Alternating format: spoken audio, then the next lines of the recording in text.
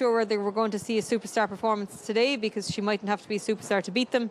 Save the last dance. Johnny Murtagh, the most successful rider in the race. He's a trainer today on Subsonic. They're all in 7, set to go for the Juddmonte Irish Oaks, the Group 1 Contest Classic, over a mile and a half on their away. And towards the inside, Minnie Hauk has broken pretty smartly, and right up there too, Wemightakedlongway, but coming around the outside, Island Hopping is going to take the early lead. So Island Hopping goes forward from the second running Minnie Hauk. They're followed in third by Wemightakedlongway, and just in behind them in fourth is Merrily. They're being chased by Bay Colony, who's next. And just being taken back there, Merrily is going to settle back through the field and just now have 2 behind, Butterfly Wings being one of those, and the maiden Subsonic is last of all. They continue over the far side of the track, and it is Island Hopping from Wemightakedlongway. Minnie Hauk bidding for the 2 Oaks. Success is in third spot. Bay Colony is in 4. Just behind them is Merrily, and they're being chased further back in the field by Butterfly Wings. Last of all, Subsonic just trying to settle at the back of the field. So taking them along, Island Hopping with the advantage for Wayne Lorden, being chased in second spot by Wemightakedlongway, who's the second favourite here this afternoon. Minnie Hauk favourite is its third. Bay Colony is in 4. Merrily is next, and they're chased just in behind by last but one, Butterfly Wings, and remaining last of the group is Subsonic. They're on the rising ground now, heading up towards the 6 furlong pole, and it's still Island Hopping who leads. From the family of Magical and Augusta Rodan, this well-bred daughter of Wooden Bassett leads them over the brow of the hill in the Oaks. Being chased by Wemightakedlongway and Dylan McMonigal. In third is Minnie Hauk, a mount of Ryan Moore, Bay Colony and Shamie Heffernan next on the inside of Merrily and Declan McDonough, and their turn in front of Butterfly Wings, who's next, as they spin down now from the 5 furlong pole in their way towards the straight in the Juddmonte Irish Oaks. And it's still Island Hopping, Wemightakedlongway, Minnie Hauk, Bay Colony is next, Merrily is just behind, and they're being followed by Butterfly Wings, and Subsonic is last of all. They're beginning to turn now towards the home straight. They've got a little over 3 to race, and it's Island Hopping who leads. From Wemightakedlongway, Minnie Hauk is poised in third. They're being followed by Bay Colony, who's right in the inside. Next up is Merrily. They're chased by Butterfly Wings, and last of all is Subsonic as they straighten up now, heading well inside the 3 in the Oaks. And out front, Island Hopping, Wemightakedlongway. And Minnie Hauk has asked for her effort now on the outside. Line of 3, and Wemightakedlongway travels very strongly. Minnie Hauk is hard at work over on the near side. Island Hopping's on the far side. Wemightakedlongway leads them in the Oaks over on the far side. Island Hopping. Now Minnie Hauk begins to take stride on the near side, and it's Minnie Hauk on the near side. The far side is Wemightakedlongway. It's going to be a good battle for the Juddmonte Irish Oaks. Minnie Hauk was the best at Epsom. She's going away to be the best of the Oaks in Ireland as well. It's Minnie Hauk who beats Wemightakedlongway. They're being chased home by Island Hopping. Next up behind these was Butterfly Wings, and they were followed home by Merrily, and next up was Subsonic, and they're chased home by Bay Colony. Well, at times when you've a 1 to 6 shot, you don't quite expect to see a race of that magnitude, but Wemightakedlongway through it right up to Minnie Hauk, who had to show her best, who had to dig deep, but she's done the double Oaks and she's earned it.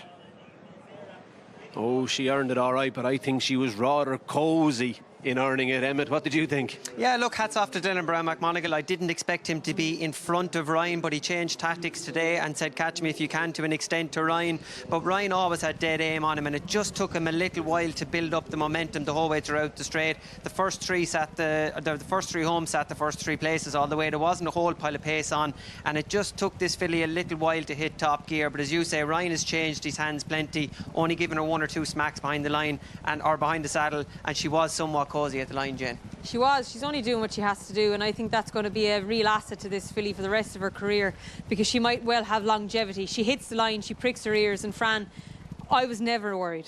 No, and I'd say if it was a Gaelic match, it would be like a senior team manager saying, put on a bit of a show for the crowd there, will you? And keep it nice and real there. You got it won anyway, and that's what Ryan Moore did. He most certainly did. He got beside Wemightakedlongway, but you just got the feeling that this filly was only getting into top gear as she got to the line. It was interesting, Aidan said pre-race that Wayne would lead and Ryan would probably be happy to sit second and Dylan would be third, but we'll hear from Ryan exactly how that plan played out. Ryan, well done. Listen, it was exciting to watch for sure, but it looked to us, or it looked to a lot of people, like she won with plenty in hand. Yeah, she did. She wasn't doing a whole lot.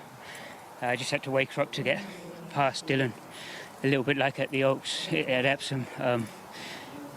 You know, she'd be quite deceptive. She's a good filly, and she'll become more professional. And at least we learned a little bit more about her today. So, look, it probably, there's no doubt it was a weak running of an Oaks, but I'm happy with her, and I'm sure she's going to go on to better things as well. Yeah, and she's never going to be one of those fillies that's going to win hard held. I mean, she's always doing it cosy and she's getting the job done, but there's plenty in the tank. Yes, when I asked her, she switched the leads and she wouldn't have done it.